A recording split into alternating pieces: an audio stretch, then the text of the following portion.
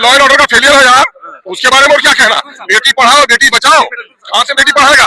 बेटी पढ़ाने के लिए आई जाती है तो बेटी को सेक्स रैकेट में डाल दिया जाता है। राजनीतिक आयोजन होते हैं, सांस्कृतिक आयोजन होते हैं, सब में आवाज से सब तरफ है।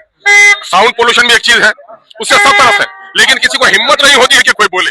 बुलबुल की आवाज पे भी चहक पे पाबंदी लगा दोगे, है ना? अरे ये तो सुबह होती ही है इसलिए कि लोगों को जगाया जाए। फिर में घंटा भी सवेरे बजता रहा है, अजान भी सवेरे होती रही है। हमें रात को सवेरे सोने और सवेरे जगने का पाठ हमारे पूर्वजों ने पढ़ाया है।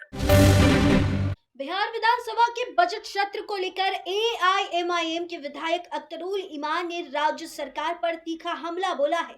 उन्होंने कहा कि हर बजट सत्र में जनता को बड़ी उम्मीद रहती है, लेकिन सरकार बार बार लोगों को निराश करती आई है। अख्तरुल ईमान ने कहा कि बिहार से मजदूरों का पलायन लगातार जारी है, जिसे रोकने के लिए सरकार पूरी तरह विफल रही। इस रिपोर्ट में सुनिए अख्तरुल ईमान के इस पूरी बयान को। तो सदन होता है वही देखते हैं क्या करके दिखाते हैं ये लोग, ढाक के वही 3-5 बजट पर जनता को बड़ी आशा रहती है, लेकिन ये लोग जनता के आशाओं को हमेशा इन लोगों ने निराश किया है ना? और बुरा हाल है, यहाँ पर मजदूरों का प्लान यहाँ से रुक ही नहीं रहा है, बीमारों को दवा मिल ही नहीं पा रही है, लॉ एंड ऑर्डर हाल का चौपट होकर रह गया है। तो क्या है बिहार का बजट? क्या लगता है जिस तरीके से नीट छात्रा के मामले? अरे ये लॉ एंड ऑर्डर का फेलियर है यार, उसके बारे में और क्या कहना। बेटी पढ़ाओ बेटी बचाओ, कहाँ से बेटी पढ़ाएगा? बेटी पढ़ाने के लिए आई जाती है तो बेटी को सेक्स रैकेट में डाल दिया जाता है, बेटी के साथ अपमान होता है। किसी तरह से अरे दावा करना, कौवा को कबूतर बोलने देने से कबूतर नहीं हो जाता, शब्दों से मामला हालात नहीं बदलते हैं, कार्यशैली बदलनी पड़ेगी। आज के दरमियान में पुलिस की जो कारकर्दगी है वो कहीं से संतोषजनक नहीं है।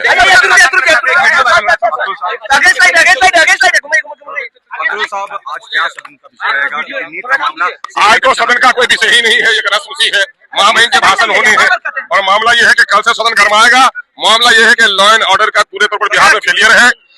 यहाँ पर गरीबों का पलायन नहीं रुक रहा है, गरीबों के बच्चों को पढ़ाई लिखाई नहीं मिल पा रही है, किसानों के मुद्दे नहीं सुलझ रहे हैं, कटाव का काम है, विस्थापित लोग हैं उनकी कोई देखरेख नहीं हो रही है, ग्रामीण सड़कों का निर्माण रुका हुआ है। सरकार जितनी योजनाएं चला रही थी वो तमाम तर बिहारियों को इन लोगों ने कर्ज में डाल दिया है, इलेक्शन में अनाप शनाप पैसा खर्चा करके, और बिहार में समझे विकास की गति रुक गई है। नीट का मामला विपक्ष सदन में उठाएगा एक साथ। मैं ये कह रहा हूँ कि नीट का मामला चूंकि कोर्ट में है तो कोर्ट के मामले को मीडिया ट्रायल नहीं करना चाहिए। बयान पर क्या कहेंगे सर, क्यों ऐसा? मामला ये है कि सिर्फ अदान का नहीं, मैं कह रहा हूँ जितने धार्मिक आयोजन होते हैं, जितने राजनीतिक आयोजन होते हैं, सांस्कृतिक आयोजन होते हैं, सब में आवाज से सब तरफ है। साउंड पोल्यूशन भी एक चीज है, उससे सब तरफ है, लेकिन किसी को हिम्मत नहीं होती है कि कोई बोले। तो मैंने कहा है कि मैं अपने लोगों को मशवरा करता हूँ, आप भी अपने लोगों को कहिए, धार्मिक जो भी हो, सरकार ने एक मानक तय कर दिया है, इतनी आवाज होनी चाहिए, इतने बजे तक होनी चाहिए, रात के 10 बजे के बाद नहीं होनी चाहिए। तो ये नियम इलेक्शन के जमाने में आप देखते हैं कि नेता का कोई भाषण 10 बजे के बाद नहीं हो पाता। तो हम ये चाहते हैं कि हमारा राज्य सब राज है। आज बहुत सारे लोगों को कहना है कि रात के 2 बजे तक जो जगते हैं वो बीमार पड़ते हैं, चाहे वो धार्मिक आयोजन हो या सांस्कृतिक आयोजन हो, ये सारे मामले रात 10 बजे के बाद बंद भी होने चाहिए। सुबह 4 बजे जो अजान दिया जाता है, क्या उस पर भी रहे? अरे बुलबुल की आवाज पे भी चहक पे पाबंदी लगा दोगे, है ना? अरे ये तो सुबह होती ही है इसलिए कि लोगों को जगाया जाए। परिंदों की झंकार नहीं सुनते हो, परिंदों की वो सुरीली आवाज नहीं सुनते हो, क्या उन परिंदों के मुंह भी बंद कर दोगे? सभी लोग, मंदिर में घंटा भी सवेरे बजता रहा है, अजान भी सवेरे होती रही है, हमें रात को सवेरे सोने और सवेरे जगने का पाठ हमारे पूर्वजों ने पढ़ाया है।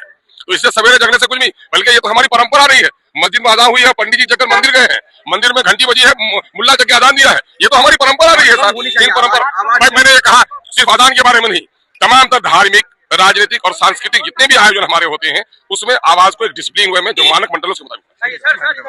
जहां एआईएमआईएम इस बार बिहार विधानसभा में पूरी मजबूती के साथ 5 विधायक पहुंच चुके हैं, जहां अख्तरुल ईमान ने राज्य सरकार पर तीखा हमला बोलते हुए कहा कि कानून व्यवस्था को लेकर भी सरकार को घेरने की कोशिश की, और कहा बिहार में लॉ एंड ऑर्डर पूरी तरह चौपट हो चुका है। उन्होंने बेटी बचाओ बेटी पढ़ाओ नारे सवाल पर भी उन्होंने सवाल उठाया और कहा बेटियों को पढ़ने के लिए बाहर भेजा जाता है, लेकिन उनके साथ लगातार अत्याचार की घटनाएं सामने आ रही है। हालात बदलने के बजाय केवल भाषा और शैली बदली गई है। फिलहाल आप देख रहे थे रब्जी लाइव न्यूज के साथ मैं निधि सिंह पटना, बहुत बहुत शुक्रिया।